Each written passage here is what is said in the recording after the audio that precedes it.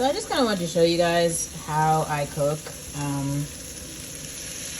Honestly, it's not that interesting. So there's butter in there. This is like one whole green onion. So I'm just gonna like let this like saute for maybe like 10 minutes. And yes, my whole house is like a fucking garden.